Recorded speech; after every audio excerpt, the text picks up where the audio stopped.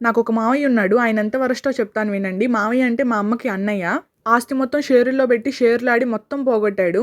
ఆ షేరులో ఆడేటప్పుడు మాకేం చెప్పేవాడంటే, నేను కోటీశ్వరుడిని అయిపోతాను, అంబానీలా అయిపోతాను, నన్ను కలవడానికి మీకు 4 రోజులు పట్టిద్ది, నేనెప్పుడు కారుల్లోనే తిరుగుతాను అని ఏవేవో చెప్పేవాడు. లాస్ట్‌కి డబ్బులు మొత్తం పోగొట్టాడు. డబ్బులు ఎలా సంపాదించాలో ఏం తెలీక కట్నం కోసం పెళ్లి చేసుకున్నాడు. మా మావయ్యకి 2 డిగ్రీలు ఉన్నాయండి. బాగా చదివేవాడంట అప్పట్లో. బట్టి పట్టి చదివేసి టాపర్ అయితే సరిపోద్దా? కొంచెం జ్ఞానం కూడా ఉండాలిగా. పెళ్లి చేసుకున్న తర్వాత పిల్లలు పుడతారు కదా ఆబ్వియస్లీ. పిల్లలు పుట్టిన దగ్గర నుంచి మొత్తం అప్పులే.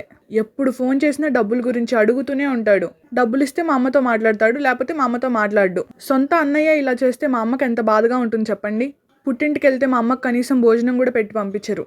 ఏం తెచ్చింది, ఏమైనా డబ్బులు తెచ్చిందా అని ఎదురు చూస్తూ ఉంటారు.